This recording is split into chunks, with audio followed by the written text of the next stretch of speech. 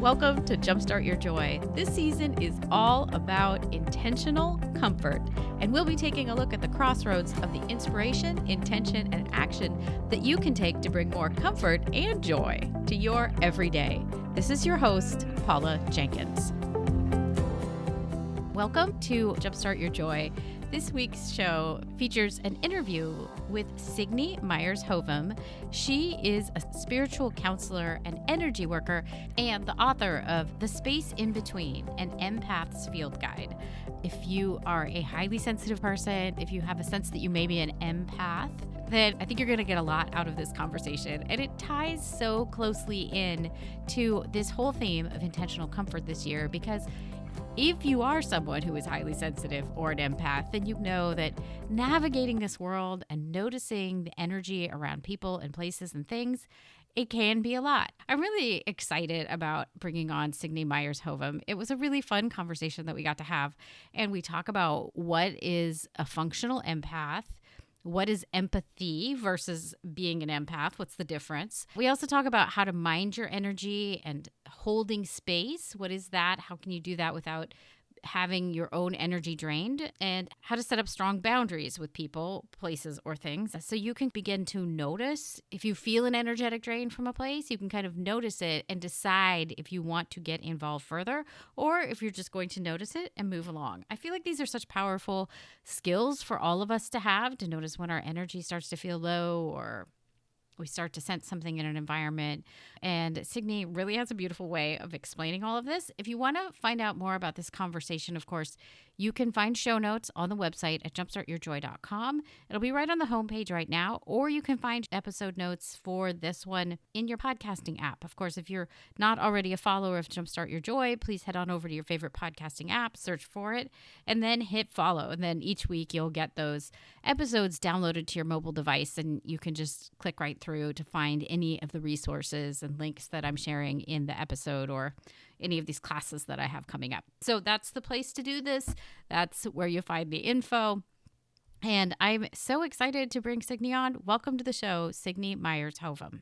Thank you for having me, Paula. I'm really happy to be here. I mean, this conversation I already know is just going to be so fun. Before we get to it, though, the first question that I like to ask everyone is, would you tell us what you loved most as a child or in school? What were your earliest sparks of joy? For me, I would have to say nature. I grew up beside a national forest. And so very early on, it was my playground with no boundaries. And just a lot of wilderness, natural, authentic, and raw. And also my cat. I have a cat as a child named Sparkle. So, and Sparkle was kind of like my little companion that, she would sit on my shoulders as I would walk. And as soon as we'd get to open meadows, she would, stay with the trees because there were coyotes. But I had this adventure with my cat.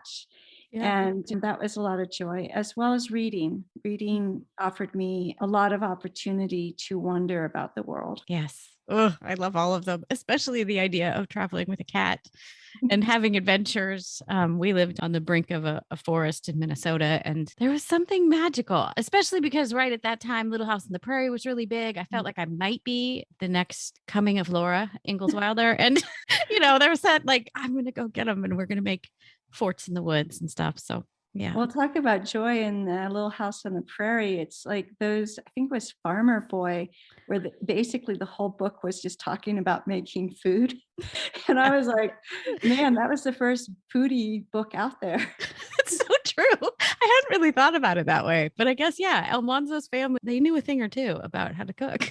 That's amazing. Well, and you, of course, have written this amazing book, The Space in Between, an Empaths Field Guide. What brought you to writing that, or what in your own background brought you to writing this book? I'm glad you asked that because I'm a spiritual counselor, and I started in 2003 in Houston. And as a spiritual counselor, I also did energy work. I worked in the nature of consciousness and helping people come back to themselves. And what I found increasingly was, and this was, just after Dr. Elaine Aron wrote and popularized the term highly sensitive person. Mm-hmm. There were books coming out about HSPs. And then suddenly you were seeing in mainstream media conversations about sensitive and empathic people. And in particular, I was on a lunch break at a grocery store, and there was an Oprah magazine with an article on the front cover as a subtitle called Beware of the Sponge People. And I was really curious about this. One, I was excited that something of this topic was on a mainstream media cover, but I was curious about the title choice, Beware. It sounded alarming. So I read the article. It had a lot of good advice, but a lot of it centered around the idea of protection. And I know that Harry Potter was coming out around that time, so maybe the publisher was capitalizing on some of that language, but they would have subtitles like the dark arts. And it made it very fear-based. And as I read this, I realized that the person, or maybe the audience even, didn't quite understand what empathic sensitivities are, and what are the mechanics of it. And I'm a very practical person in the sense that I want to re-engineer something to understand it. I want to understand its function. I want to understand its purpose. And for me, I knew I was empathic. I knew I'm highly sensitive as well. I knew you could be both things, but none of the information I was reading out there wasn't really spending much time on the empathic part. It was more about, hallelujah, we have a label HSP, and let's just focus on that. So come fast forward 25 years or so from then, and I think there's enough consensus that this umbrella of one label of highly sensitive, it's not one size fit all.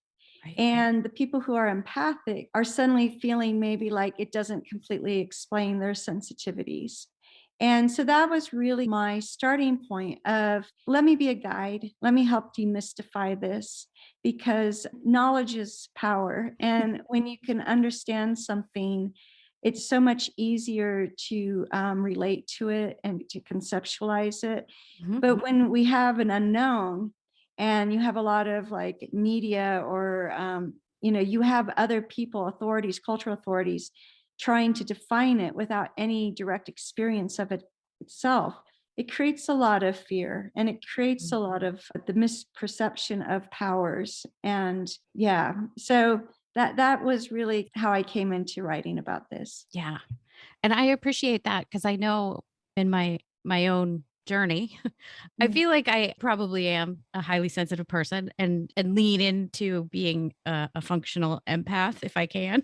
I mean, but then there's also this piece, and it's how much do we say yes to it? Because then what happens when you open the door? Because you're not sure what's going to happen. And so I think it's interesting that what you're saying is like popular media started covering it as something fearful and dark arts, because I think we're all a little bit nervous about what's on the other side of it if we say yes. Well, what you're saying yes to is actually the most authentic part of you. This is one of the things I wanted to communicate to people, is that your higher sensory reception is hardwired into your nervous system. And I went through a period where I was, separation consciousness. There's the energetic and there's the physical, there's my intuition, there's my instincts. And almost thinking that there was a whole separate sort of mysterious way that I was receiving information from the environment, when in fact, they're not doing a timeshare. They are both part of your nervous system. Yeah. And saying yes to it, there may be some moments where you don't feel completely you understand everything going on, but that is part of life. Experiencing something and then processing it, or having a perception about it, is partly how we even develop empathy. And so with each new thing, you get to collectively enhance and upgrade your own consciousness and your own awareness of what it means to be in a body in this world. Yeah. Well, and I'm thinking we probably close that side off because it does get labeled as something else, but animals for sure are reacting to things, I would guess, like, in migration or whatever. Like, how do these things come about? It can't just be because they tell each other to do it or whatever. Like, there's a connection there between an environment and signals that they understand that I'm not picking up on, or maybe I am and I'm just not recognizing them. Or you're picking them up and you're dismissing them. One of the things I say as a distinction between an HSP and an empathic person is an empathic person will entertain, was that my imagination? Hmm. More times than not when they feel something. Whereas a highly sensitive person is more or less dealing with the sensory processing, and so they're not questioning or they're not doubting themselves.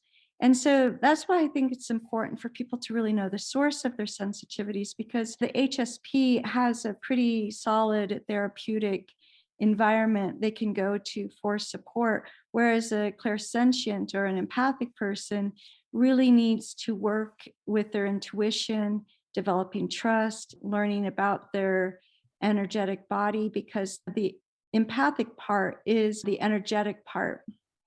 So we have our Yeah. five senses in the physical realm, and Plato was the one who defined this, and that's over 2,000 years ago. And so you can see people who are primarily only living their life through the five senses of the physical realm. But then you have the other end of that is the intuitive senses, is the energetic realm. And so intuition is really your ability to read energy. And that's that sense we get when we go in a room or we meet a person or we have a premonition. It's not like some mysterious thing has visited you. It is your own energy body intercepting messages or information and bringing it to you through your body or through your emotions or through your thoughts. And it's up to you to know yourself so well to know what is mine and what is not. Right. And can you explain a little bit more about what you mean about that? I know you offer a couple of examples in the book. One is touching somebody's hand as they hand you back a passport. Is that kind of understanding what energy is yours versus that person's? Or Yeah. yeah. Yeah. You have to turn inward. If you identify as an empath, you're on a spiritual path. And what I mean by that is your senses and trying to master, not manage or control, but to master your own sensory perception and your intuition is, it's affording you to go in, to ask yourself, is this mine? Meaning, did I create this thought? Is it reasonable that I would have this emotional experience right now? And to know your story so well that when you do feel your mood change or you feel suddenly a body part feel a little bit off, you can say, in pretty much real time, this isn't mine. And so you can have that awareness and not be tripped up or confused. We go by the default that if we feel it, it must be ours. But as an empath, that default is going to really lead you into many years of confusion and not feeling like you belong in your own body. Right. Because sometimes energy or things that you run into aren't yours, but you're picking up in a space or in the history of a home or a space, or that you've crossed paths with someone and they've brought an energy into a room and you can sense it. It's not like it's a bad meeting. It could just be this person is bringing something in with them that you're sensing. And that's Yeah. kind of the difference. Right. And I think for myself, another part of my journey was when I was aware I was empathic, and I do say there's this arc of being a overwhelmed empathic person to one that you're a functional empath and you've accepted that this is hardwired into you and it's actually an act of service and guidance. But when I was merely just an empath and aware that I could pick up stuff, I was always quick to assume something was wrong with somebody else. Yeah. Or I would project a negative, oh, that person, or that room, or that environment. And that's not a spiritual path where you're looking outwardly and constantly judging and wanting to put barriers between you and that, and not instead of boundaries. Early on, when you're not developed or you're unaware, there is this period of creating barriers to give yourself a sense of safety, Mhm. but it also isolates you, and you're in your own made bunker and barricaded from, having real relationships or connections. Right. Yeah. Well, and as you're saying that, I'm thinking so the theme for season 7 here, and it seems to be really resonating with people, is about establishing intentional comfort. And I think there's that space right there where if as an empath and maybe you're brand new to it, some of it might be that you do hunker down and create that safety. But I imagine, I mean, and that's probably good for a little while until you understand how to dive in a little deeper and work with it.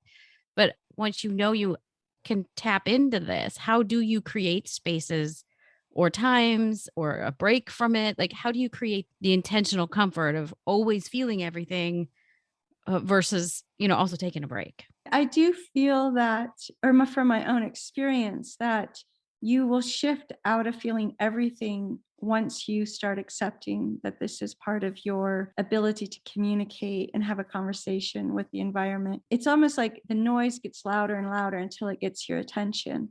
So there is that. And what really helped me come away from judging and projecting externally onto people was when I started to understand the mechanism of our empathic receptivity is there were several things I discovered, but one was that most of what we pick up is unprocessed emotions or thoughts from people, which means that they had no intention and they probably have no idea that their thoughts and emotions are in a space where somebody who's sensitive can pick it up. So it's not malicious. It's not intended to the person who's receiving it directly. And so you can begin to have compassion Hmm. for what you pick up because it's not directed to you. Once you realize what you may feel is not necessarily yours, it gives you the opportunity to actually just witness it. And that's a very empowered place to come from when you interact with energetic impressions. Yeah. And there's a couple things I'm thinking of there. One, are or empathetic people, highly sensitive people, more likely to be people that also feel like they kind of need to do something at first about the energy? Meaning, like, are we more likely to be rescuers and helpers and we want to smooth it over? Is that a thing? Yes. Well, when you use the word empathetic, and Oh, yeah. I would say empathic. Thank you. Empathetic is with empathy, and empathic is with empath. And there is, once you understand that, oh, I can pick up, this must mean I need to do something. I need to go, rescue. But if there was an accident on the side of the road and you came along, there are many things that you could do to assist. And one is simply call 911. Hmm. And that's as important as anything else. And so when you realize that you can pick up things, sometimes you don't know the origin of what you're feeling. This is also the arc of going from being empathic to an empath, because by nature, our empathic nature, our senses in general, are passive. It's a one-way channel that comes into us that we then have to process based Right. on our life experiences. So you smell something, you didn't go looking for a smell, it came to you. And empathic receptivity is also passive. You may not know the origin of what you're smelling, but you could go investigate. And when you do that, you've gone into an active role. And so when you are an empathic person who has picked up something and you are curious and you want to go engage it, you want to interact with it, you have now stepped into the realm of what I call as an empath. So if you were to tell me I'm an empath, I would hope that would mean that you understand that you are intuitive and you pick up things from your environment, and you can be very intentional and ethical with what you do with that information.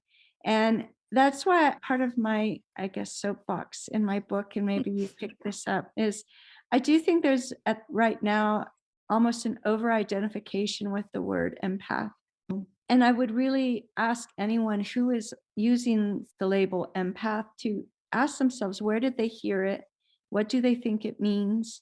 Does it really reflect their abilities and their awareness? And because I think if you are saying I am an empath and you're not quite to that understanding of the energetic realm, you are attracting a lot of things towards you because it's taking you at your word. And the physical realm is about language in form.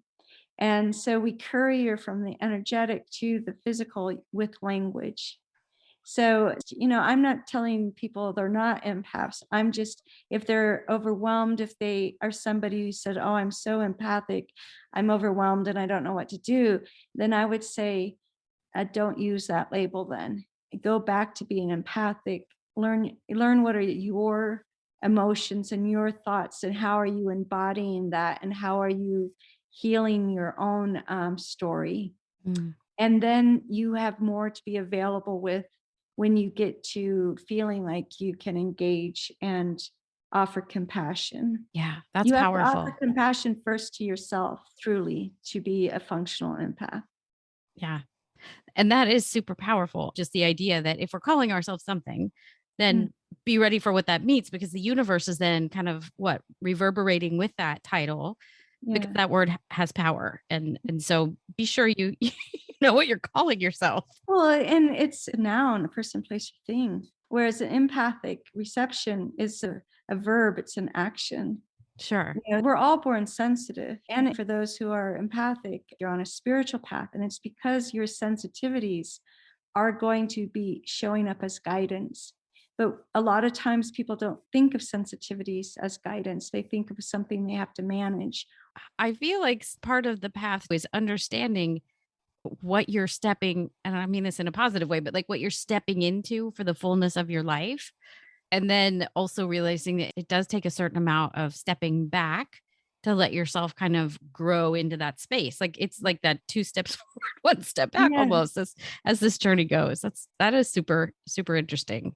Well, and it's even like in development, child development, a child will have started to maybe walk and then something else is coming on and they are no longer as stable. It's like we put pause on one thing as one thing develops and comes, yeah. So, One of the things I appreciated in your book was that you talked about holding energy and holding space, and how they're two different things.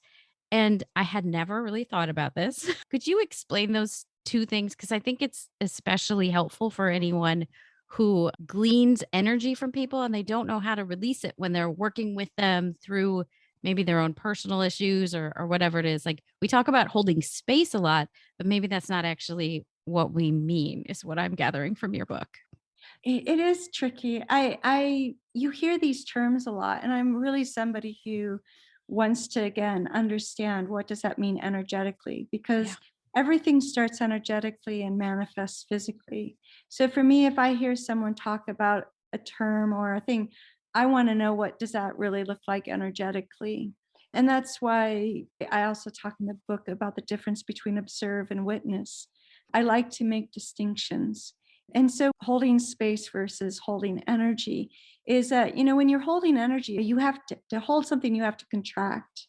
You have to, in a way, brace or contain something.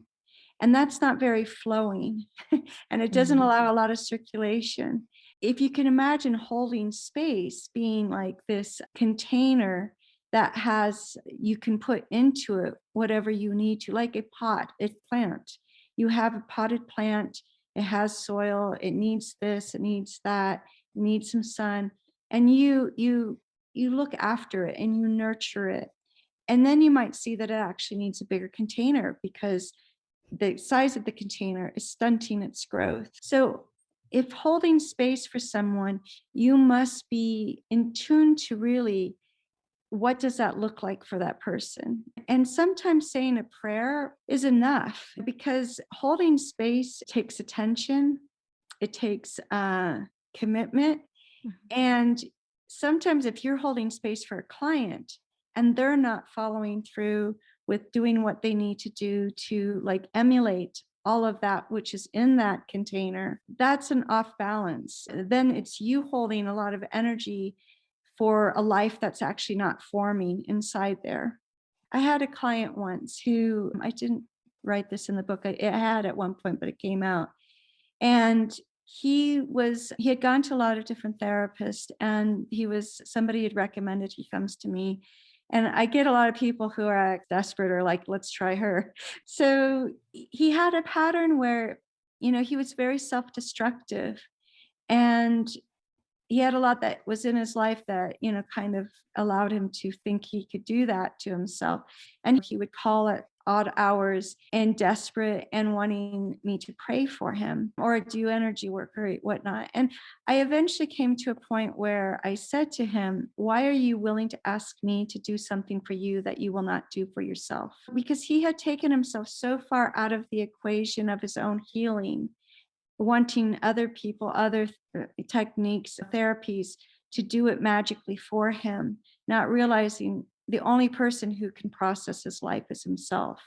Mm. So when you're holding space as a person who works with other people, really be mindful, how much of that do you need to be doing? I think it's great to hold space for your practice because that's directly related to you and what type of clients you want in that space, or what is the overall sensation or experience that you hope your practice provides to people. Thank you. And I think it's interesting because probably everybody that's even been in a service-based business has had that same kind of thing where you enter into a relationship and if it's off balance, Mm. it feels very strange when people are asking you to do whatever it is that maybe they won't do for themselves. Keep to a deadline, whatever it is.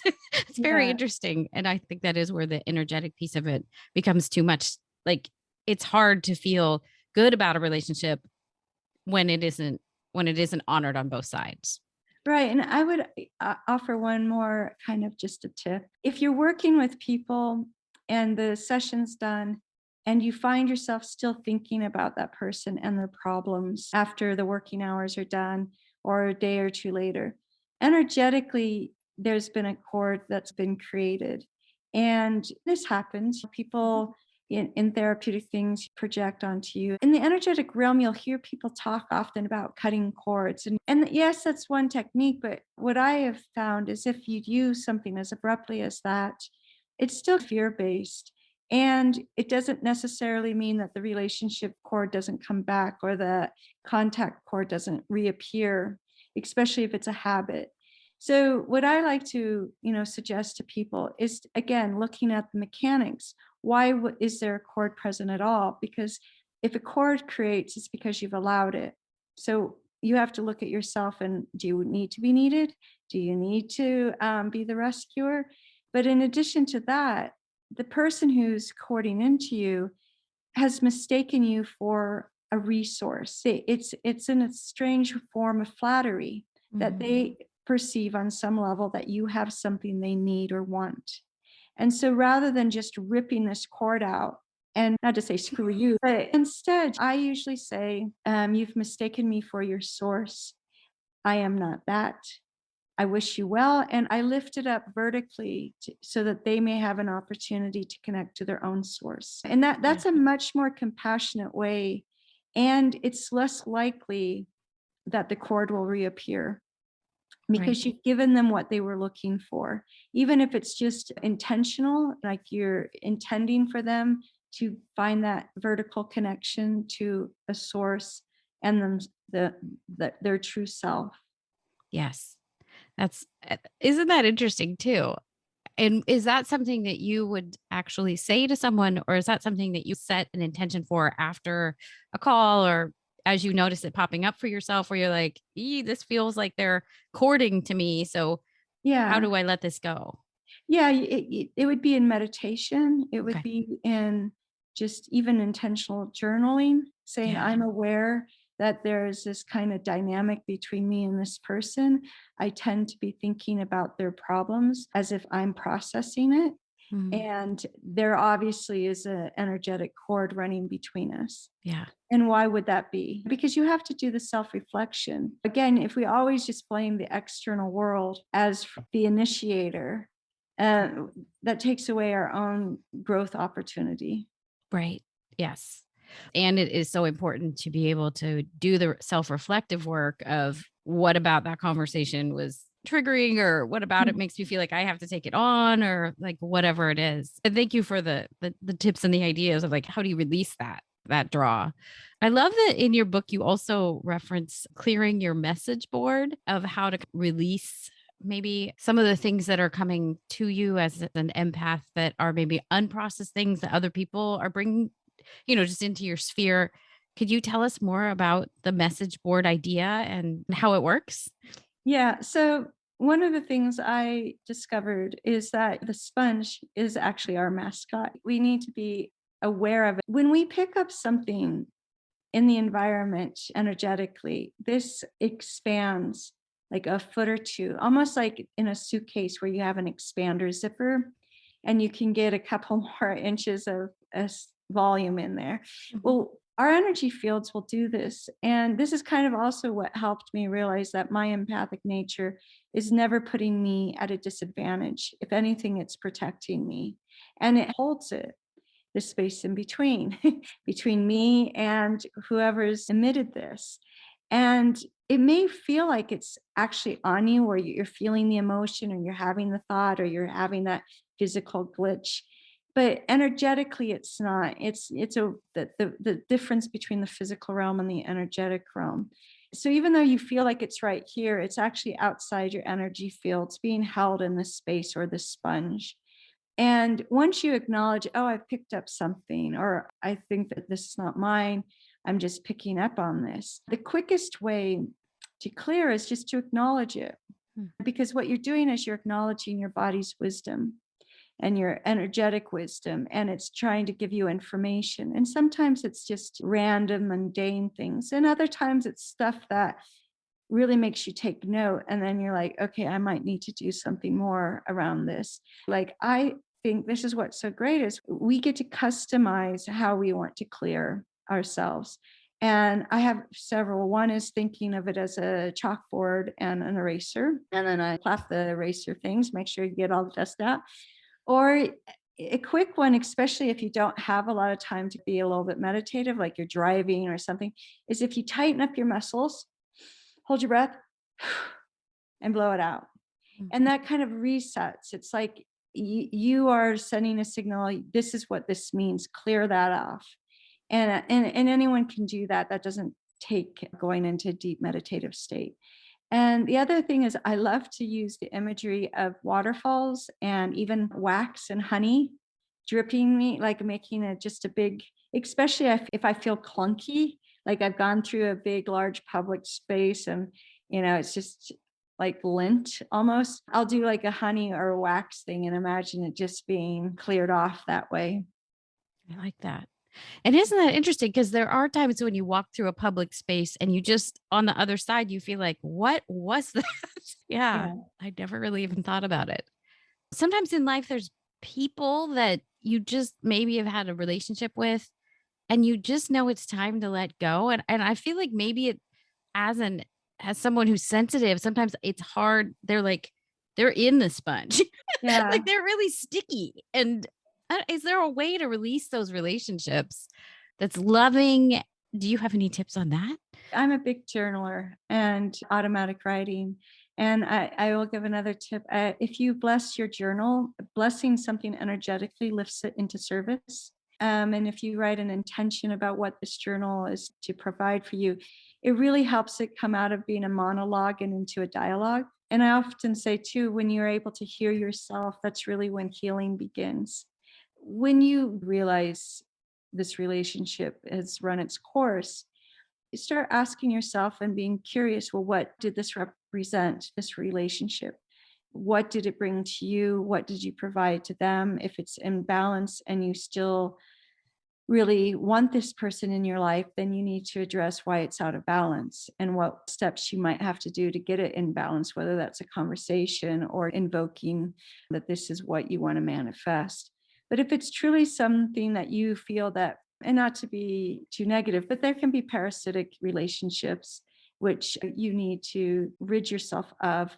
Again, ask yourself, why is the person in your life? How are you encouraging it?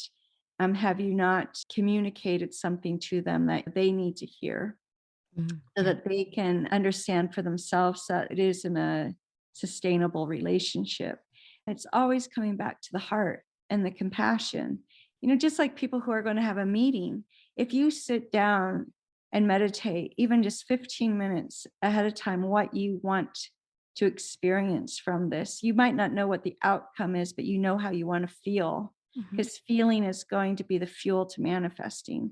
So if you can know how you want to feel, what is the desirable feeling that you would have at the end of, really lean into that. What would it feel like to not have this person in your life?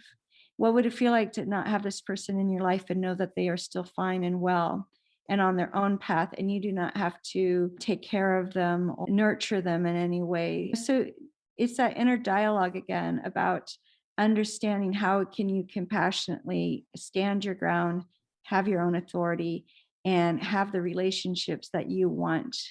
And it strikes me too that the piece of the cord and thinking about like releasing the cord, because clearly there's still a connection there. Maybe through the time of the pandemic when things have become very clear that like this is working and this isn't. There's probably a lot of people who are unfortunately in that same kind of position where it's like, yeah, maybe I'm done with this. I can move on. And it might take them a little bit longer to understand that, but this is part of your ability to create boundaries and know that there's a threshold on that boundary. If you could write code for your boundary, what would be the threshold? Because when I clear a house or I clear my own house, I have a threshold at my door where I really have it set intention of the frequencies and the behavior and the consciousness that I would like to be in my house, because your house is symbolic of your body and your body houses your soul. One of the interviews just ahead of when this one will go up is with a woman who Jacqueline Jackson, who does real estate appraisals, but she also does home healings. Like what a beautiful two combo kind of business. And we talked a little bit about like how do you air out some of the strange energy that maybe was in a house when you bought it. And I love that you're bringing it to that as well, because usually we buy a house that wasn't built for us or that we didn't build. So there's probably something here that needs or could benefit from clearing out. But also having spent so much time in our homes over the last year and a half ish, like maybe it's time for a little energetic clearing for all of us. Yeah. If somebody wants to buy your amazing book, or I know you also offer courses and other things, how can they find you and what do you have going on in the next little bit?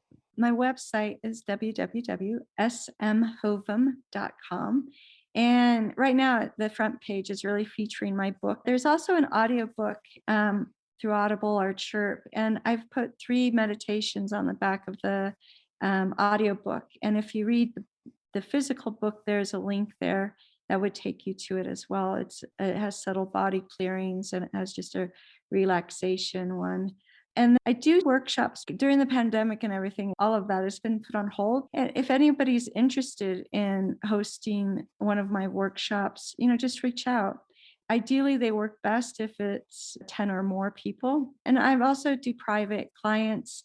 I'm pretty busy, but you never know. If you feel inclined to work with me, then, just put in a submission on the forum there. And I will put the links to all that in the show notes for this episode. And of course, a link to your book.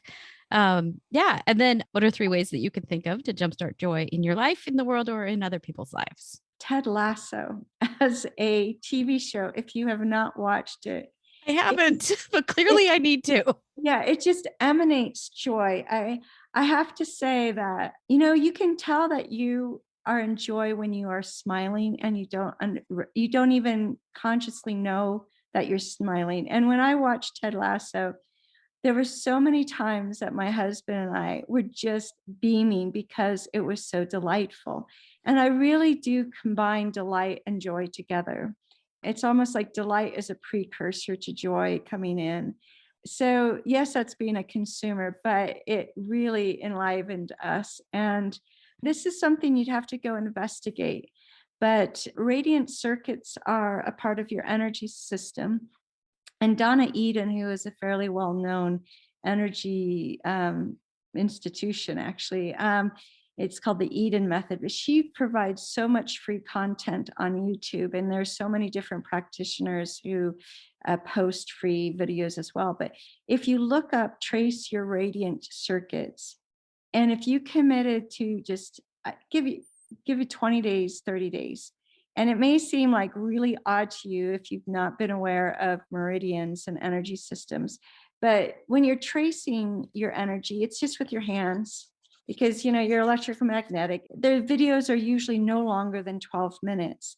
And it's just using your body and tracing these radiant circuits. And especially if you are in the drudgery of life, if you find that even joyful, happy people annoy you, because that can happen. You can be so miserable that seeing other people's happiness actually is a turnoff. And so if you are like annoyed initially when you're watching this, because Donna Eden is very joyful, that's an indicator that your vibratory rate is pretty low. And so just go with it. And I would love to know if you put 20 days, 30 days, just tracing your radiant circuits, what is the outcome at the end of the month? Amazing. I have not heard of this, so I'm going to go look it up and I'll link it up for everybody. I'm really excited to try it because I love energy work. So thank you very much for suggesting it. And is there anything else you'd like to add as we close this out, Signe? No, but this has been a really enjoyable conversation. I just hope that your listeners, if they are sensitive, that they will find the source of their sensitivities. And if they need support, that they seek out the appropriate forum for that, whether it's for intuitive, energetic awareness, or if it's about highly sensitive issues, just know that right now in this time and age, there is so much opening up, and you're opening up, and you're probably feeling a lot of what's going on energetically in the mass consciousness. So be tender with yourself. Know that everyone else that you may be feeling, they're a bit overwhelmed, but you don't have to identify with it. Know who you are and be such. You can feel somebody else being overwhelmed, but it doesn't mean you have to be overwhelmed. Thank you. Thank you so much for joining us. This has been such a delight. Thank you. Signe, thank you so much for joining us this week. It was such a treat to have you on the show. I really loved getting to dive into this space of exploring what it means to be a functional empath, exploring what it means to identify as a highly sensitive person, the power of our words and what we choose to call things, and also starting to understand what does it mean, how do we navigate through the space of being an empath or an HSP in everyday life. So thank you so much for sharing your wisdom with us. If you want to find out more about Signe or her book or work with her, you can find everything you need to know at the website or in the episode notes for this episode. You can go to jumpstartyourjoy.com or just tap through in your podcasting app and you can find everything there. And next week on the show, I'm so excited because Tammy Hackbarth of 100% Guilt-Free Self-Care podcast will be joining me. We are talking about the dance in between of having to work through discomfort to find our way to comfort. And of course, she's a self-care specialist. She runs the amazing deferred maintenance program, which I just really loved taking last year. And so I can't wait to have her back on. We always have great conversations. I hope you'll come on back for that. And until then, I hope that your day is filled with so much joy.